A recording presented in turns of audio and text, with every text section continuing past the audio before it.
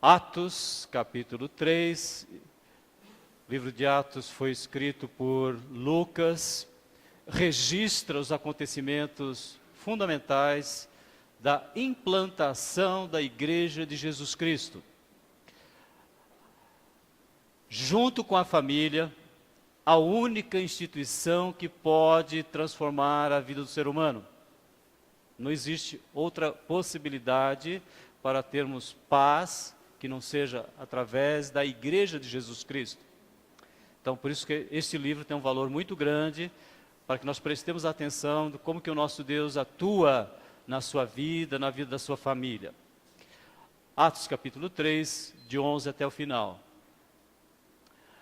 Apegando-se o mendigo a Pedro e João, todo o povo ficou maravilhado e correu até eles ao lugar chamado Pórtico de Salomão. Vendo isso, Pedro lhes disse: Israelitas, por que isto os surpreendeu? Por que vocês estão olhando para nós como se tivéssemos feito este homem andar por nosso próprio poder e piedade? O Deus de Abraão, de Isaque, de Jacó, o Deus dos nossos antepassados, glorificou seu servo Jesus, a quem vocês entregaram para ser morto e negaram perante Pilatos, embora ele tivesse decidido soltá-lo. Vocês negaram publicamente o santo e justo e pediram que fosse libertado um assassino. Vocês mataram o autor da vida, mas Deus o ressuscitou dos mortos e nós somos testemunhas disso. Pela fé, em nome de Jesus, o nome curou este homem que vocês veem e conhecem. A fé que vem por meio dele lhe deu esta saúde perfeita, como todos podem ver. Agora, irmãos, eu sei que vocês agiram por ignorância, bem como os seus líderes, mas foi assim que Deus cumpriu o que tinha predito por todos os profetas, dizendo que o seu Cristo haveria de sofrer. Arrependam-se, pois, e voltem-se para Deus, para que os seus pecados sejam cancelados, para que venham tempos de descanso da parte do Senhor, e Ele mande o Cristo, o qual lhes foi designado Jesus.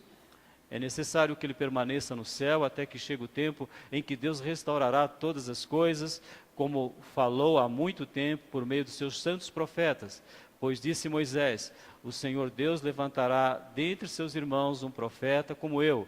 Ouçam-no em tudo o que ele disser. Quem não ouvir esse profeta será eliminado do meio do seu povo. De fato, todos os profetas, de Samuel em diante, um por um, falaram e predisseram esses dias. E vocês são herdeiros dos profetas e da aliança que Deus fez com os seus antepassados.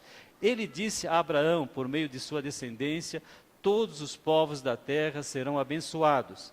Tendo Deus ressuscitado seu servo, enviou-o primeiramente a vocês para abençoá-los, convertendo cada um de vocês das suas maldades.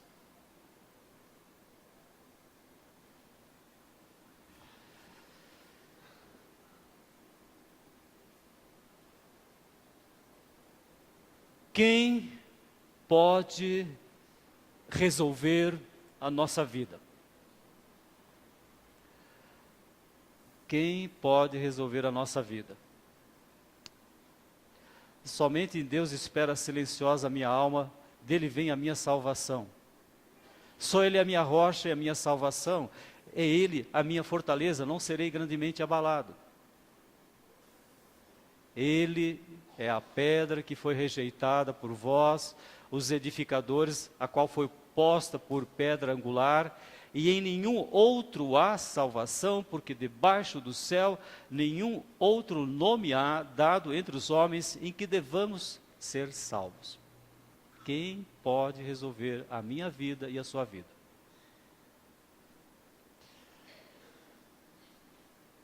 Vamos falar juntos? O nome de Jesus. Vamos repetir? O nome de Jesus.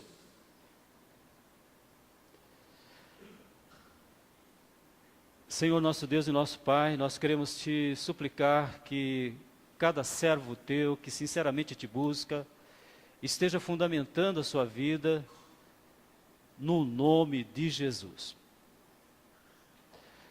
Decisões pessoais, na família, nossas emoções, nossos sentimentos, nossos projetos de vida, nossa saúde, cada aspecto da nossa existência nós possamos dizer, no nome de Jesus, no poder do Espírito Santo.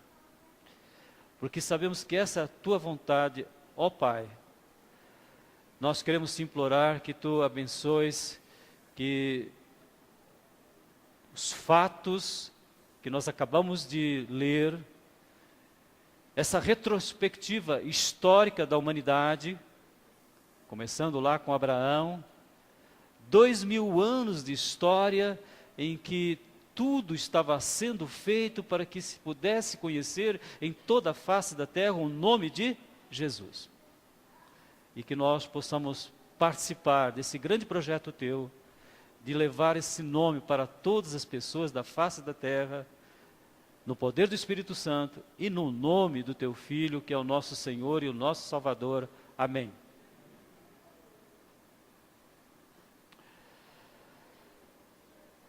Uma retrospectiva histórica interessante começa lá com Abraão. Abraão viveu aproximadamente 2000 anos antes de Jesus ter nascido, e que nos traz fatos nos quais nós devemos fundamentar a nossa vida. Uma pessoa que durante muito tempo, paralítica fisicamente, paralítica emocionalmente, porque ela não tinha perspectiva de vida, todos os dias era colocada ali pelos seus amigos ou pela sua família na porta do templo. Enquanto as pessoas estavam lá adorando, ele estava ali na porta do templo. Então paralítica também o quê? Espiritualmente. Agora, a igreja do século I, a igreja que vem se perpetuando no decorrer desses 2014 anos, faz com que nós estejamos pensando em alguns fatos importantes.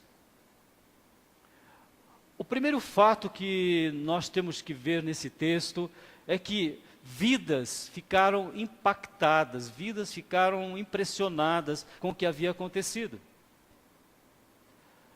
Nós, seres humanos, com facilidade, ficamos impressionados com os milagres.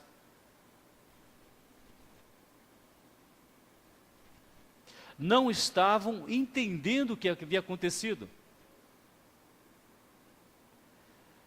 Ficaram admirados, maravilhados com o que Deus havia feito através do poder do Espírito Santo, no nome de Jesus, na vida daquela pessoa.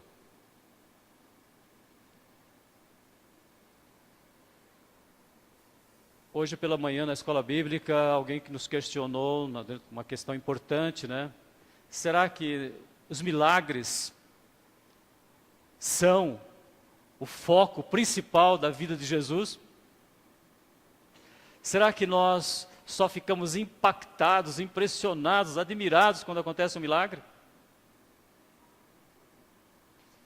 Só quando vemos coisas extraordinárias? Ou será que a nossa vida, ela fica impressionada, ela fica feliz, ela fica maravilhada, única e exclusivamente com o nome de Jesus? Se nós fizermos um acompanhamento histórico, nós vamos ver que em alguns momentos da história da humanidade houve uma frequência muito grande de milagres. Isso aconteceu, por exemplo, na época de Moisés. Mas é interessante que grandes milagres que aconteceram com Moisés ali no Egito, depois atravessando o Mar Vermelho, esses milagres diminuíram de uma forma muito grande durante os 40 anos. Algumas coisas aconteceram que eram milagres. Então nós estamos aqui porque nós sabemos que as coisas espirituais, elas são entendidas espiritualmente, não há necessidade de milagres. Jesus passou a maior parte da sua vida, do seu ministério, dos 3 anos e meio, investindo muito mais em ensino em capacitação de vidas, para poderem viver vidas independente dos milagres. Quando alguns pediram um sinal extraordinário, algum prodígio, Jesus disse assim: uma geração má e adúltera pede um sinal, e nenhum sinal lhes será dado, senão o sinal do profeta Jonas.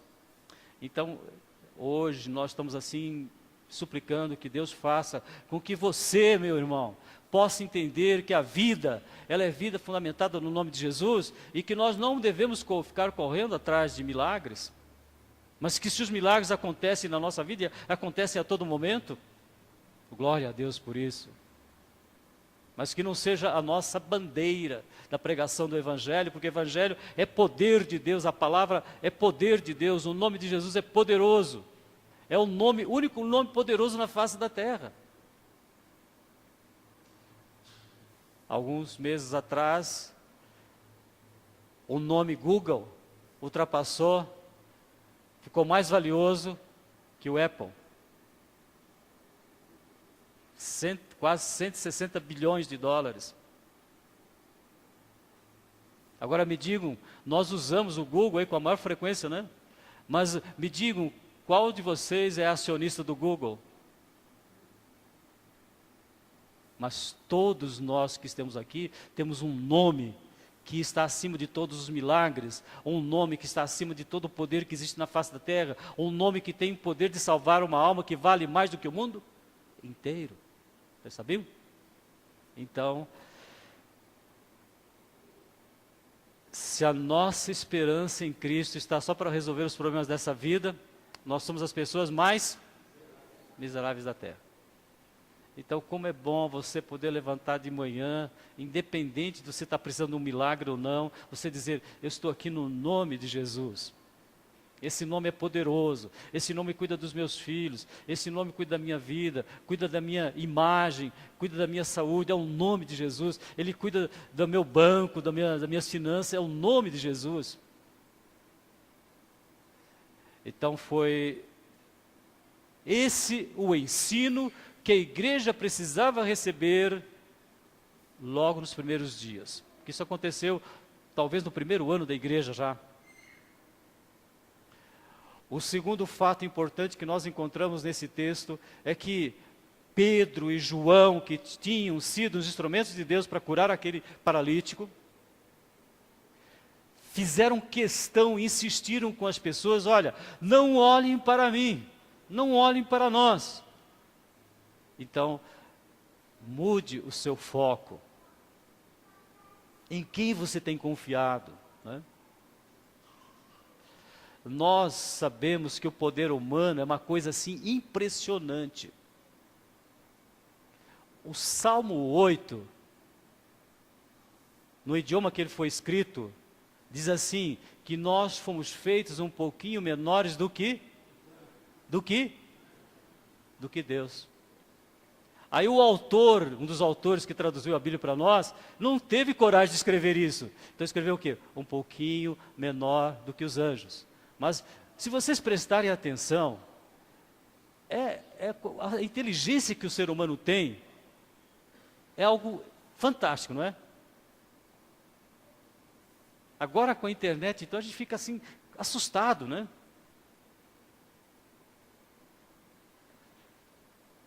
Na minha infância, eu recebi um presente, meu pai comprou uma enciclopédia, Delta Larousse. O vendedor pressionou tanto ele que ele acabou comprando. Comprou. E foi bom até. Ele nem sabia o valor daquilo, né? Mas o vendedor saiu de porta em porta e ele acabou comprando. Eram, não sei se 12 volumes. 10 ou 12 volumes. Vocês lembram? Ridículo aquilo ali hoje para nós hoje, né? Olha a inteligência que Deus deu. Aí você fica pensando, essa semana uma pessoa falou para mim assim: será que o homem chegou na lua? Eu falei: olha, chegar na lua hoje é coisa simples. O ser humano está fazendo coisas mais impressionantes que chegar na lua. O conhecimento médico ele multiplica a cada 2 anos. Ele duplica a cada 2 anos. O que nós demoramos praticamente 2000 anos, agora a cada 2 anos multiplica. duplica. Um pouquinho menor do que Deus, mas infinitamente distante de Deus. Então é necessário que a gente, por isso que de repente a gente começa a ver uma pessoa e começa a achar que aquela pessoa é a solução para a nossa vida. Pode ser um líder religioso, um pastor, ou alguém, a gente começa a achar que aquilo vai resolver tudo para nós. Mas graças a Deus que nesta noite não é uma religião, não é uma pessoa, não é uma marca, seja lá Google, Apple, IBM, lá o que seja. Não, eu vivo em função de Jesus. E se eu tiver alguma situação para resolver, agora eu vou resolver. Se você tiver alguma dificuldade no seu coração, agora fala assim, olha, em nome de Jesus, tira essa dificuldade do meu coração no poder do Espírito Santo. Vamos pedir? Peça. Porque foi essa questão importante, mudar o foco. Nós vamos focar em quem? Só em Jesus. Assim diz o Senhor, maldito o homem que confia no homem.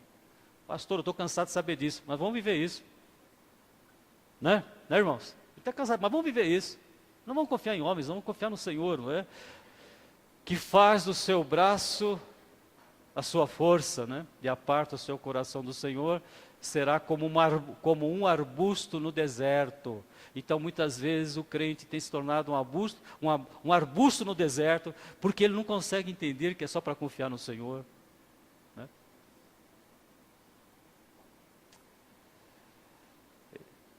A fragilidade humana é algo impressionante. De um lado, você fala, um pouquinho menor do que Deus. Do outro lado, uma fragilidade tão grande.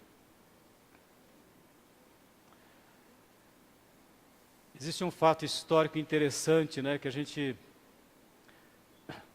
Depois de Salomão, Israel se dividiu em 2 reinos. E o reino do norte subiu ao trono um rei chamado Jeroboão. E Jeroboão, pela divisão do reino, ele não queria que o povo descesse para lá no norte, ele não queria que o povo descesse para Jerusalém para fazer adoração. Então o que ele fez? Ele criou um altar, criou alguns deuses, para que o povo ficasse no local ali, não descesse para Jerusalém. E um dia, um profeta foi lá e falou contra aquele altar que ele tinha construído. Sucedeu, pois, que ouvindo o rei Jeroboão a palavra que o homem de Deus clamara contra o altar de Betel, contra o altar, contra a força humana, contra a habilidade humana, contra a prepotência humana, o profeta apontou para aquele altar. E você sabe o que Jeroboão falou? Chamou os seus secretários e falou, pega esse homem, vamos matar esse homem. Pegai-o. E logo que a mão estendera para apanhar, para pegar o profeta, o que aconteceu? O que aconteceu? Secou seu braço. Logo que a mão estendera contra ele, secou-se, de modo que não podia tornar a trazê-lo a si. Olha o poder que o ser humano tem. Construiu o altar, quando o profeta falou, esse altar vai ter que ser destruído. Não vai nada, você que vai ser destruído. Secou a mão do homem. E como é que a mão resolveu? Como é que ele melhorou? O profeta teve que orar por ele, né? Então é para nós vermos que o foco tem que estar em Jesus. Não num altar, não em alguém, não numa força política. Nós estamos sendo convidados a viver uma vida que só Jesus. Fica mais fácil, irmãos. Porque às vezes nós queremos focar nossa vida em alguém, não é? Não que nós não tenhamos pessoas que são dignas de ser imitadas, dignas de ser exemplo para nós, mas que nós não devemos tomar muito cuidado com isso, porque é só Jesus. Então, primeiro fato, não ficar impressionados com milagres. Nós temos algo muito maior que os milagres, que é o nome de Jesus, e o foco, em quem estamos focando as coisas. Em nós, nas pessoas, nas nossas capacidades, né? Na roupa que você está vestindo.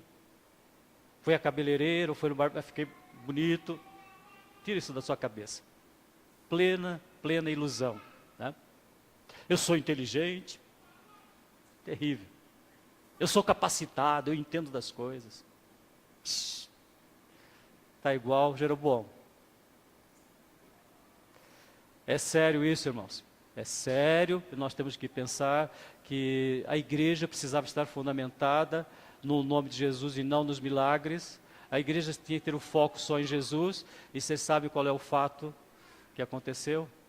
Vida com refrigério, vida com refrigério, vida com refrigério. Isso para nós em Dracena é muito fácil de entendermos, não é? Quando as temperaturas vêm aumentando ano após ano, vocês imaginam se nós estivéssemos aqui só com os ventiladores. E ainda estamos em agosto. Agora imaginem você estar aqui em dezembro, só com os ventiladorzinhos. Ia ser complicado ficar aqui, não é? Mas nós temos, graças a Deus, nós podemos colocar um ar-condicionado. Só que Deus quer que a gente viva a vida com ar-condicionado. Esse texto fala assim, que venham os tempos do refrigério, em que você tem preocupações, você tem ansiedades, você lança sobre o Senhor, e você pode dizer como os profetas diziam, quem é comparável a ti, ó Deus, que perdoa os pecados, esquece a transgressão do remanescente da tua herança, tu que não permaneces irado para sempre, mas tens prazer em mostrar amor. Tempos de refrigério, não carregue culpa, carregue o perdão. Muito melhor, não é? Carregue o perdão. Não viva o negativo só preocupando com as coisas erradas. Viva a esperança, né? A esperança não decepciona, porque Deus derramou o seu amor nos nossos corações através do Espírito Santo que Ele foi dado. Não vai dar certo, é meu filho, é minha esposa, é para trabalho. Para com isso, é igreja. Irmãos, para com isso, viva a esperança. Esperança, né? Então, carregue o perdão, em vez da culpa. Carregue a esperança. O pecado, as coisas que... Irmãos, eu não preciso chegar para mim e para você e falar, olha, é isso que está errado na sua vida. Você sabe o que está errado. Sabe ou não sabe? Seja sincero, honesto. Vocês sabem o que está errado na vida de vocês? Eu sei. As coisas que eu tenho que mudar. Não precisa ficar apontando, né? Cada um sabe. E vocês sabem o que o texto diz? Que eu posso viver uma vida sem maldades. Foi a tradução que nós damos hoje. Fala sem maldades. Para que maldade? Não é? Ele se entregou por nós a fim de nos remir de toda maldade. Então quando Jesus morre na cruz, é para que a gente não viva com maldades. Para resgatar um povo particularmente seu, cheio de boas ações. Vocês lembram de manhã? Que o nosso falar seja sempre o quê? Uma? Vamos gravar isso? Que o nosso falar seja sempre uma? Só você que estava aqui de manhã? Vamos falar juntos? Que o nosso falar seja sempre uma oração. Está lá em Tiago.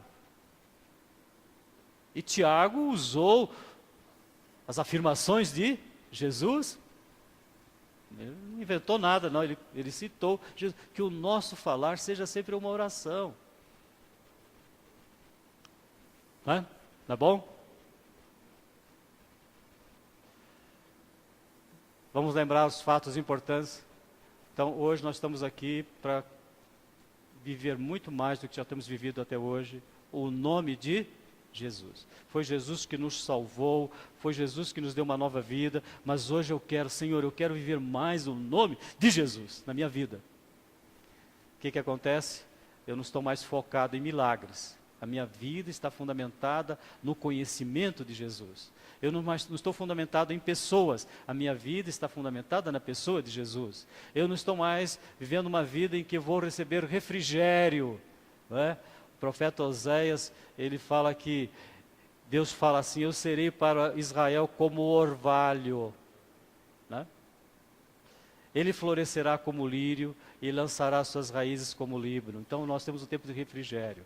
O que é tempo de refrigério? Não carregue culpa, carregue o perdão. Não carregue o negativismo, carregue a esperança. Não carregue o pecado, carregue a vida santificada em Cristo. Proposta de Deus. A igreja precisava disso. A igreja estava lançando os seus fundamentos para poder crescer e chegar aos nossos dias. Então, por isso que foi importante. Não é milagre que tem que ser focado.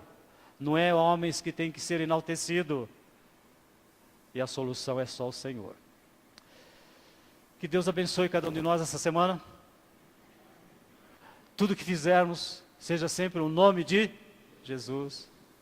E que nós então possamos viver sem ficar carregando culpa, sem ficar pensando no que é errado, pensar no que é melhor, e que a nossa vida seja cada dia mais santificada, purificada pela palavra de Deus. Nós acabamos de cantar hoje, escondi a tua palavra no meu coração para eu não pecar contra ti.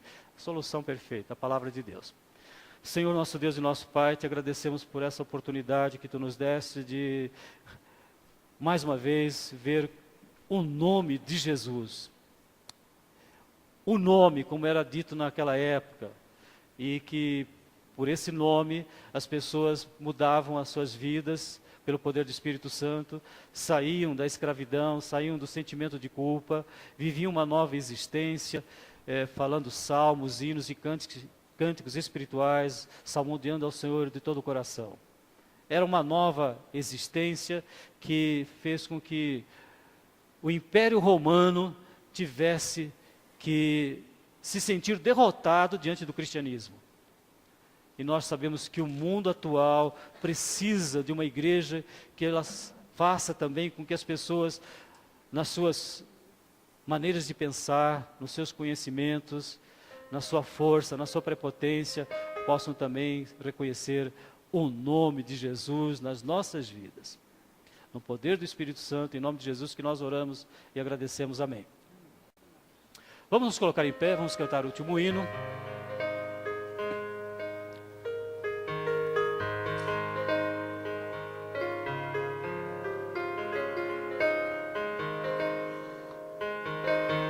Em casa, no trabalho, na estrada, sempre o nome de Jesus, não é?